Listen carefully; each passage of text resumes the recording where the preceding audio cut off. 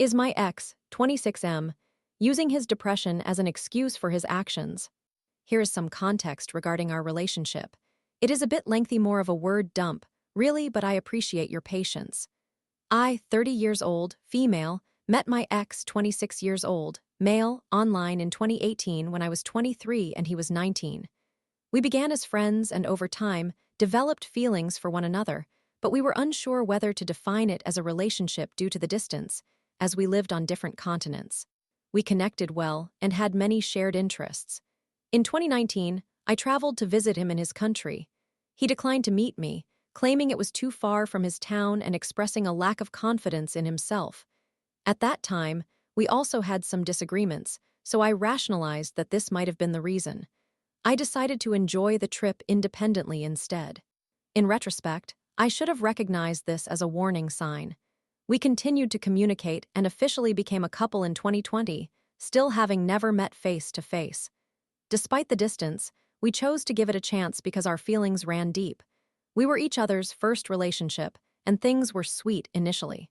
We talked regularly, shared a lot, and found ways to stay connected despite the physical separation. He even played mobile games with my siblings. In summary, we engaged in everything a couple could do without being physically together. I also recall that, during the COVID pandemic, we experienced nearly 2 years of lockdowns, which made it impossible for us to visit one another. However, the honeymoon phase did not last long, and we soon found ourselves arguing more frequently. One issue that stood out to me was his tendency to follow attractive influencer girls on Instagram, some of whom eventually became friends after he chatted with them. Initially, I didn't mind, but it began to trouble me. Whenever I posted on social media, he wouldn't like my posts, but he would like posts from other influencer friends. When I confronted him, he claimed it was due to our time zones that he did not see my posts on his feed. He never shared posts about me on his profile or informed his family about our relationship, which made me feel like a hidden aspect of his life. My family is aware of him, but his is not. When I inquired why, he stated that they don't discuss private matters like this with one another. I was often accused of overreacting and being controlling. I sought validation from him, especially in an online relationship, so that his friends and others would recognize that he was taken. By late 2021, we separated a week before Christmas because he could not endure the ongoing arguments. I understand that I am not a perfect girlfriend either.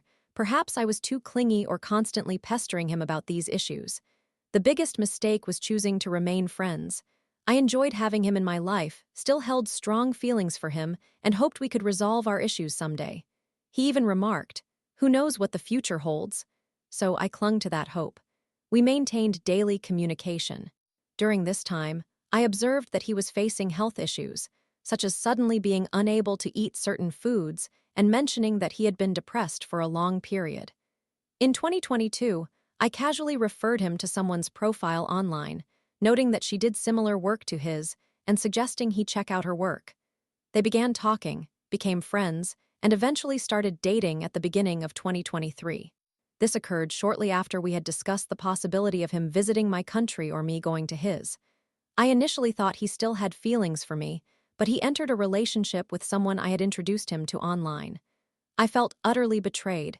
He had previously told me he was not interested in pursuing her, yet he ended up with her. And she was someone I had introduced. Seriously.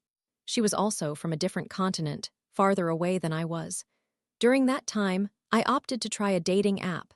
He was aware of it and did not appreciate my presence there, despite being in a relationship with someone else. I met a few people I connected with, but I could not view them in the same way I viewed him, so I eventually ceased using the app and politely declined any further advancement. Their relationship did not last long. He later told me she was immature and that their connection felt more like friendship than romance. They broke up in 2024 after a few months of online dating. He once again expressed that he was not looking to pursue anything with anyone. And foolishly, I kept waiting, hoping he would reconsider. A month after his breakup, I noticed he had created a shared Spotify playlist with a new girl he met online. He asserted, "It's just a playlist."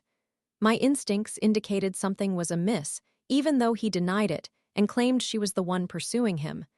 This new girl resides in the same country as him. Over time, I began noticing minor details, such as his comments on her social media posts, among other things I will not go into here. Whenever I inquired if he was in a relationship, he became defensive, accusing me of interrogating him. I recognized that I had no right to ask, as we were merely friends, and he had no obligation to share anything with me. However, within a few months, it became evident that he was already involved with her. Then one day, he sent me a lengthy message, which genuinely frightened me. I thought he might take drastic actions, but after talking to him, he reassured me that he was fine. He never sends me messages of such length. I questioned why he still felt that way despite having a girlfriend. He replied that I did not know him at all if I thought having one would change anything. However, afterward, he appeared different. He began buying new clothes and sharing photos of them with me. I eventually discovered that he was embarking on a 7-hour bus journey to visit his new girlfriend. I felt disheartened because he never made that kind of effort for me, even when I traveled to see him previously. He told me he wanted to see if being around other people would alter his mental state. He spent a week with her in her city. During that time, he messaged me, stating, "Funny enough, he does not feel much of anything, just no emotion." Yet, his actions did not align with his words. If he genuinely felt nothing, why would he make a 7-hour journey to see her, dress up for her, and spend time with her? He never did any of that for me.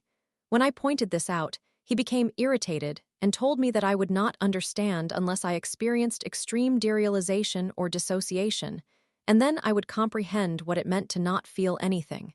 He claims he does not feel anything when someone hugs him, implying that it is not something to contemplate deeply. When they kiss, he asserted that he feels nothing as well. I asked him what he planned to do about it, since I knew he would not break up with her. He merely stated he would see how it goes. What truly hurt was witnessing him put in effort for her. He traveled for her and posted about her on his Instagram, things he had never done for me or the other girl. When I questioned him about it, he replied that not everything is as it appears and that it was merely a post, just a highlight. He also claimed that if I saw his comments on her posts, it was because he was asked to comment. He was merely following orders, as he put it. He even informs his family about her. He mentioned being depressed and feeling borderline suicidal, yet he flirts with girls and ends up in relationships with not just one, but 2 of them. It is also frustrating that he has been inconsistent with his intentions, telling me he was not interested in pursuing anyone, yet engaging in relationships and behaving in a manner that is very different from how he treated me. My questions are: 1. I do not understand how he could be depressed and still act the way he does. It seems as though his mental health struggles are being used as a justification for his behavior. Has anyone else experienced something similar? Is he using his depression as a way to rationalize his actions? I know he is struggling, and there are moments when he talks about wanting to end his life. It breaks my heart to see the person I care about in this state. Yet, at the same time, when he acts this way, I am left unsure of how to feel. He tells me not to try to make sense of his behavior, stating that he has been mentally absent for a long time. I suggested therapy, but he refuses, saying it likely would not help. 2. How do I move on from this? It has been 6 years since I first got to know him, and I am still overwhelmed by my emotions. Whenever I think about him, I end up in tears. Some days, I lose my appetite and struggle to function. I am contemplating seeing a therapist because I do not know how to manage these feelings independently. I acknowledge that I am not without fault.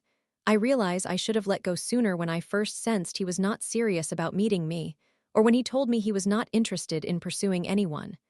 But now, I find myself still trapped. The people closest to me often ask, "Why is it so difficult for you to forget someone you have never actually met in person, someone from a long-distance relationship? Shouldn't it be easier?" I believe it is because I have spent so much time alone in a way. Even when we were together, I was often engaged in activities independently, but I would envision how wonderful it would be if he were here with me, sharing those moments. Now, even though I continue to go through life alone, the thought of him lingers. I had so much hope that one day we would finally do those things together, but that never came to fruition.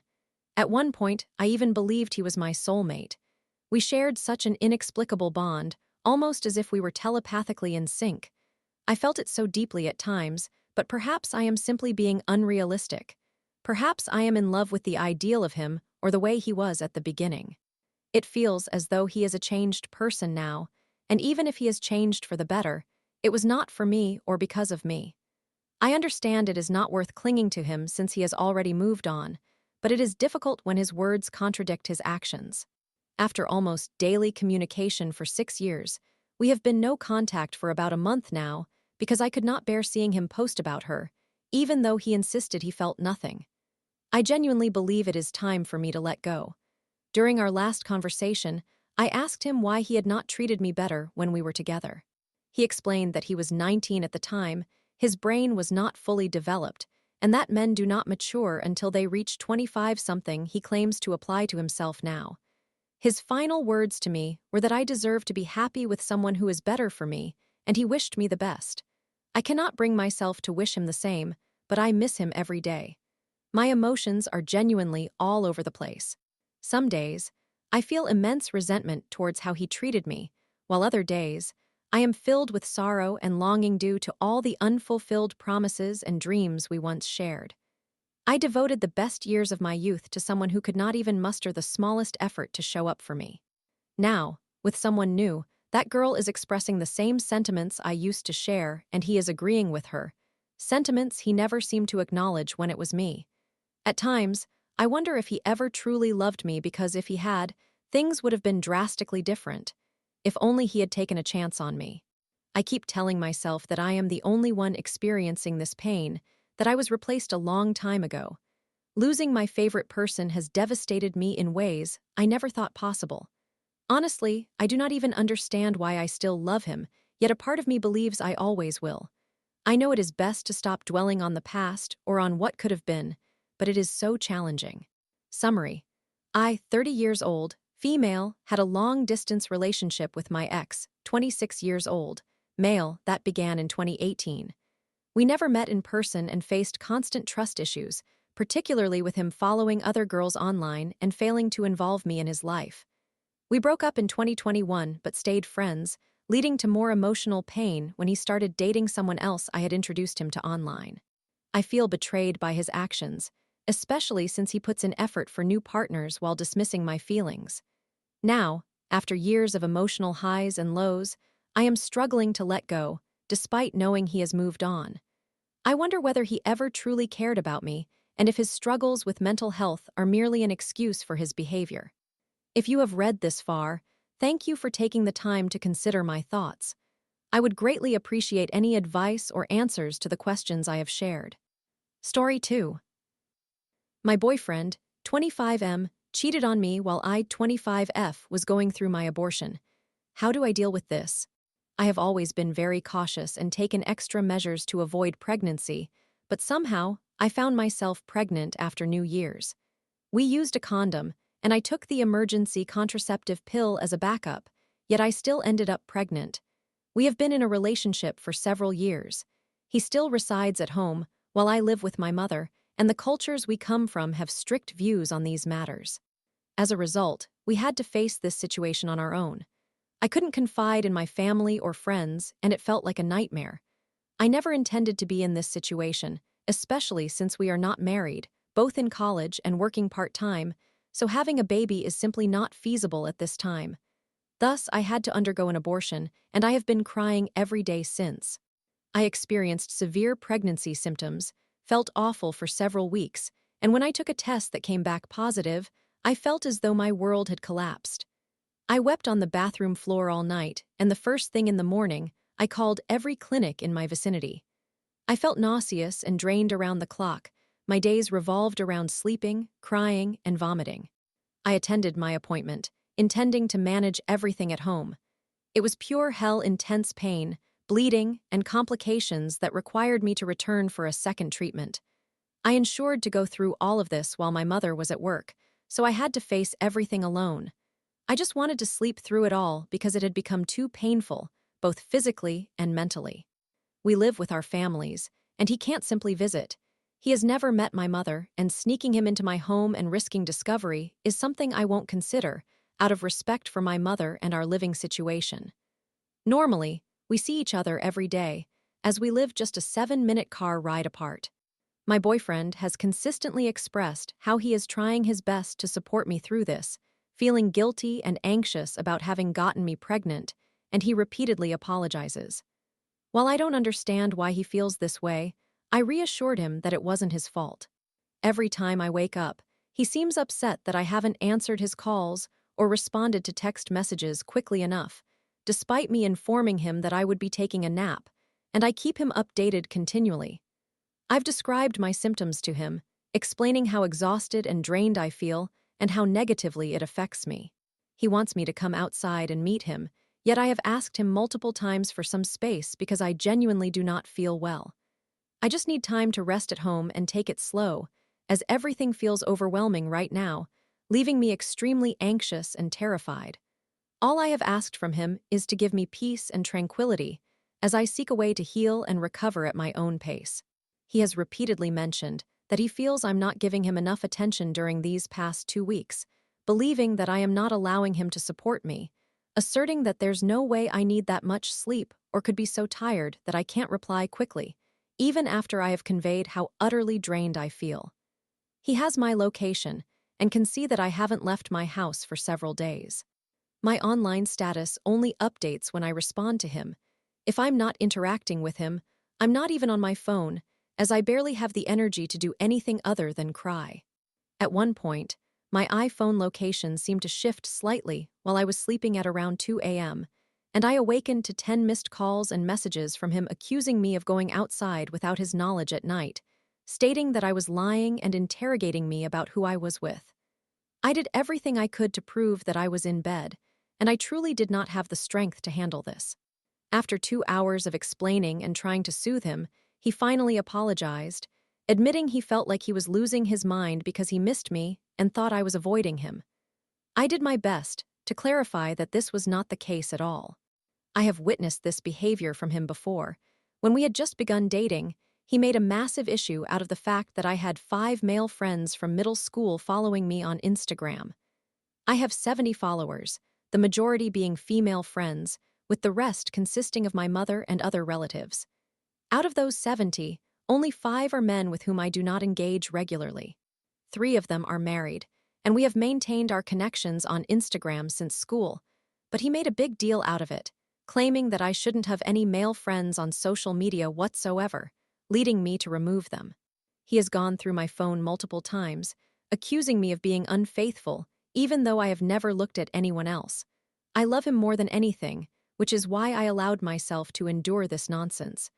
I genuinely do not want anyone else but him, and I have never betrayed his trust. Because of this, I have never understood why he has such strong doubts about me. Whenever I ask him about it, he claims it's because he loves me too much, and his greatest fear is being betrayed.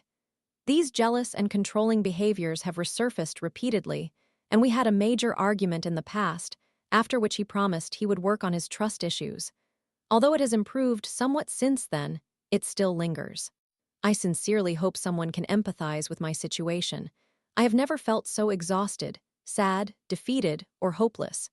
It feels as though I'm trapped in a nightmare, and to complicate matters further, I faced severe cramps and bleeding while my blood pressure shot up due to the stress I was under. I made every effort to convey to him that my distance had nothing to do with him and that I'm not avoiding him. I love and appreciate him, and I wish he could understand what I'm experiencing instead of thinking I'm purposefully ignoring him. He constantly made me feel guilty for needing sleep and for not being okay. He mentioned feeling lonely, which crushed me, as I was at a point where I could barely take care of myself.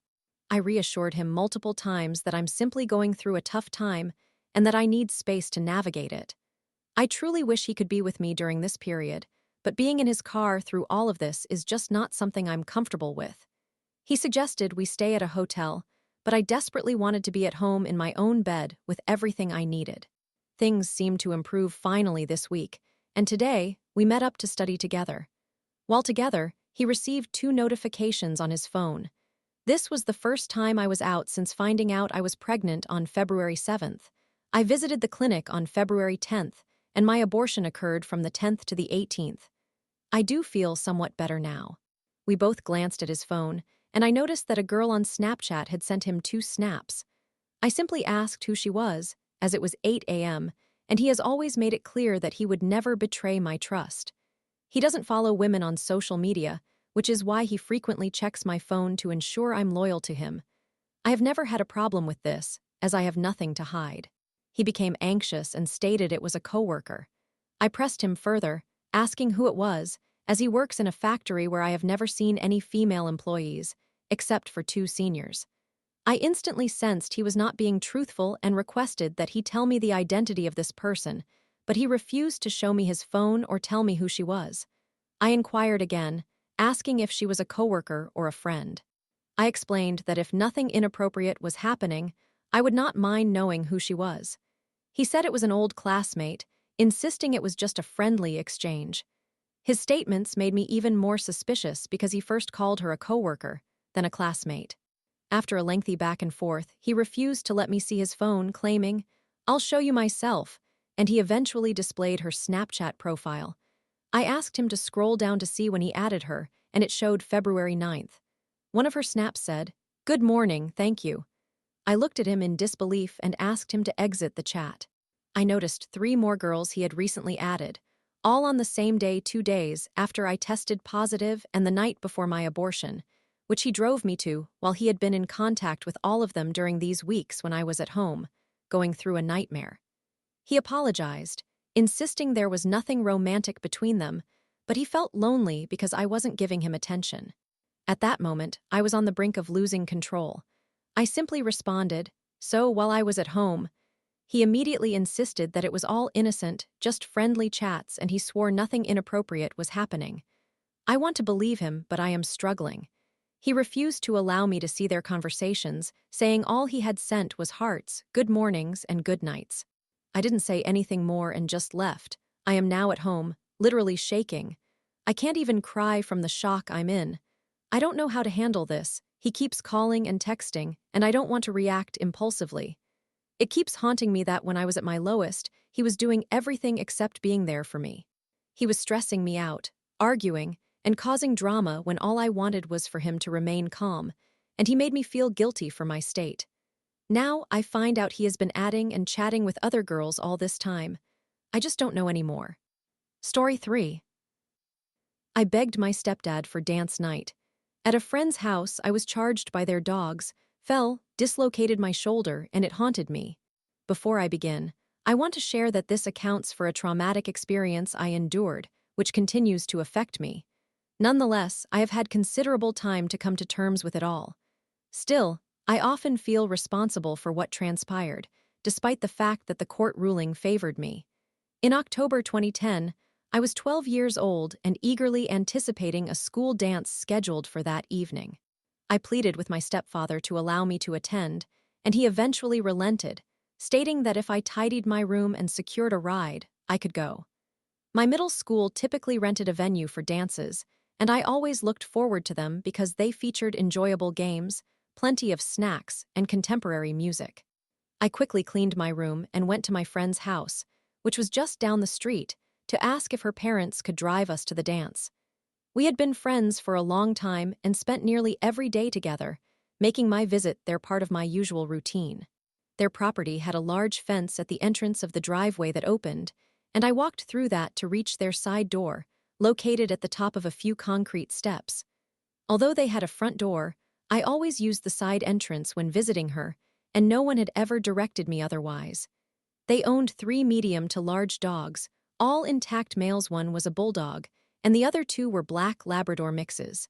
Since I frequented their home, the dogs enjoyed my presence and would often attempt to lick me, despite my allergy. However, that day was different.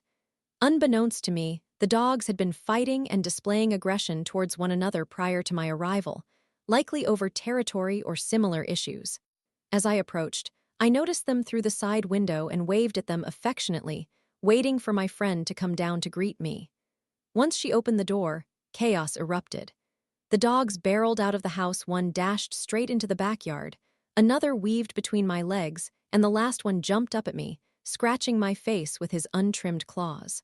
During this assault, I fell backward down the 4 concrete steps and instinctively put out my right hand to break my fall, resulting in a dislocated shoulder. Overwhelmed by shock and pain, I only realized my nose was bleeding when I spotted it on the nice shirt I had chosen for the dance. With my uninjured hand, I touched my face and withdrew it, finding it covered in my own blood. The dogs swarmed around me, and I recalled hearing that if a dog tastes blood, they must be euthanized, so I attempted to get up but my leg buckled beneath me. Instead, I crouched down as the dogs tried to leap onto my back. Eventually, I managed to stand and, fueled by adrenaline, sprinted around the entire exterior of the house until my friend ushered me inside, hastily shutting the door to keep the dogs out as I panicked. She grabbed a handful of paper towels and handed them to me before heading off to find my stepdad. At that moment, I began to comprehend the reality of the situation, and feelings of guilt overwhelmed me. Perhaps I should have used the front door like everyone else, or maybe I could have noticed the dog's unusual barking signaling their aggressiveness, or I could have simply skipped the dance since I lacked a guaranteed ride and was only there to ask about it. My thoughts raced as I hyperventilated and cried until my friend's older stepbrother descended the stairs. Hearing the commotion, he quickly assessed the situation and looked at me with fear evident in his expression. I was bloodied and crying, paper towels pressed against my face, with a dislocated shoulder. He instructed me to remove the paper towels, which I did, only for him to grimace in a way that chilled me to the core. My stepdad entered and the stepbrother positioned himself to block my father from reaching me. He was making comments like, "Hey, don't be angry, it's just a scratch," while my stepdad hadn't even seen the injury yet. Eventually, he pushed past the stepbrother, came over, and asked to inspect the situation. Upon seeing my injury, his expression shifted to one of alarm and anger, and I immediately sensed something was terribly wrong. "Just a scratch," he yelled. "My daughter has a serious wound." He then lifted me, throwing me over his shoulder and carrying me back to our home. As we exited through the side door, the dogs attempted to jump up, and my stepdad shoved one of them against the house with his arm. The stepbrother became defensive, shouting that my stepdad had harmed his dog and that he would make him pay for it, but my father was primarily focused on ensuring my well-being. Once we arrived back at our home, my stepdad called for an ambulance while I became increasingly curious about the extent of my injuries. For some reason, I felt compelled to see what they were referring to and whether it was as severe as it seemed, but the reality was worse than I had imagined. I gradually removed the paper towels from my face and was horrified by what I saw in the bathroom mirror. That image is one I can never erase from my mind, and it continues to haunt me. I hold myself accountable for my own foolishness in taking a look at the injury when I knew I shouldn't have. I believe my anxiety stems from that incident and that moment in the mirror, as I have never been the same since. Following this entire episode, my stepdad was issued a restraining order by the neighbors and was unable to leave our home without them contacting the police for a violation because we lived so close to them. A few weeks later, he was arrested for taking my brother and me trick-or-treating on Halloween, which prompted us to decide we needed to move. In the subsequent years, we pursued legal action regarding this issue, and the case was finally resolved in 2016, 6 years after the incident when I was 18 years old. The court ruled in my favor, and I received a substantial settlement for all I had endured, yet I still feel as though I did something wrong. I also grappled with guilt over the dissolution of my friendship with my best friend. She was sent to South Carolina to live with a distant relative during this time, which meant she could not testify in court, diminishing our chances of winning the case. They attempted to manipulate the system, but ultimately failed. I did reunite with this friend many years later, and she harbored no resentment towards me. Her only sorrow stemmed from not being able to stand up for me against those who tried to take advantage of my situation, but she was glad to see that I was doing well. The stepmother separated from her father after everything collapsed, and her stepbrother is no longer part of her life either. My ignorance contributed to the disintegration of her family, and I feel responsible for that as well. There are numerous details and aspects of the story I am omitting for brevity, as this is already lengthy, but I have always felt that I could have acted differently or approached the situation differently to prevent this from occurring. I should have remained at home and accepted the initial rejection regarding the dance instead of persuading my stepdad to let me go if I found a ride and tidied my room. I should have remained seated on the kitchen chair, waiting for the ambulance instead of looking at my distorted reflection and permanently traumatizing myself before even receiving the physical scar. I blame myself for the entirety of the situation and wish I could have taken any course of action that might have changed the outcome.